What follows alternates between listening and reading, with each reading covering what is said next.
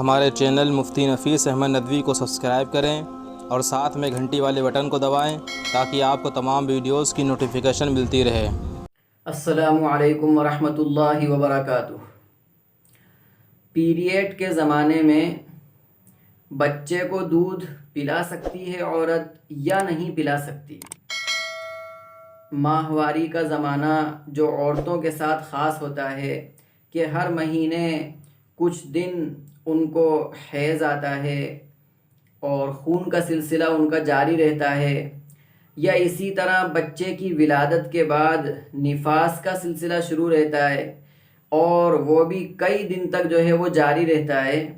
تو کیا ان دونوں صورتوں کے اندر عورت اپنے بچے کو دودھ پلائے گی یا نہیں پلائے گی؟ تو یہ ایک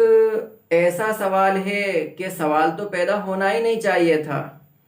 چونکہ ہم اس بات پر غور کریں کہ عورت کے ساتھ ماہواری کا سلسلہ یہ ہر مہینے ہوتا ہے۔ اب جب ہر مہینے اس کے ساتھ میں یہ سلسلہ ہے تو وہ اپنے ماہواری کے زمانے میں نماز وغیرہ نہیں پڑھ سکتی، اس زمانے کے اندر روزہ بھی وہ نہیں رکھ سکتی، یا ایسے ہی شوہر بھی جو ہے اس کے قریب نہیں جا سکتا، وہ اس کو اپنے قریب آنے نہیں دے گی۔ لیکن اس کے علاوہ جو گھریلو جتنے امور ہیں،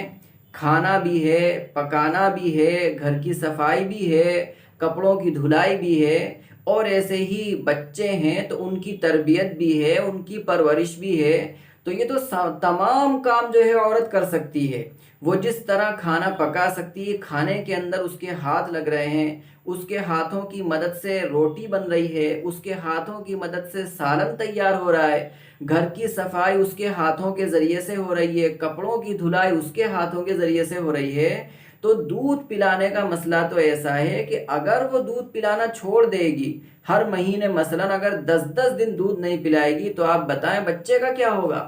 بچہ تو بھوک کی حالت کے اندر وہ تڑپ تڑپ کر مر جائے گا۔ تو یہ بالکل جو ہے اس کا جواب یہ ہے کہ وہ حیض کی حالت میں بھی دودھ پلا سکتی ہے اور نفاس کی حالت میں بھی جو ہے وہ بالکل دودھ پلا سکتی ہے۔ اس میں جو ہے شرعاً کوئی کراہت نہیں ہے، کوئی قباحت نہیں ہے، ایسی کوئی بات ہے ہی نہیں۔ جن بہنوں کے ذہن میں یہ بات آئی ہوگی کہ اس حالت کے اندر کیا دودھ پلانا صحیح ہے کہ نہیں ہے، تو ان کے ذہن میں پھر یہ بھی بات آنا چاہیے کہ اس حالت کے اندر وہ خود کھانا کھا سکتی ہے کہ نہیں کھا سکتی، اس حالت کے اندر وہ خود کھانا پکا سکتی ہے کہ نہیں پکا سکتی۔ تو جب وہ خود کھانا پکا سکتی ہے، وہ خود کھانا کھا سکتی ہے، تو بچہ اس کی غذا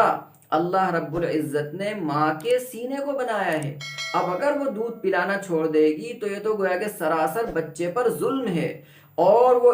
اس کی وجہ سے بچہ ہلاک بھی ہو سکتا ہے، موت کے دہانے پر بھی پہنچ سکتا ہے، وہ بچہ ختم بھی ہو سکتا ہے۔ اس لیے آپ اس بات کو یاد رکھیں کہ چاہے نفاس کا زمانہ ہو یا چاہے حیض کا زمانہ ہو،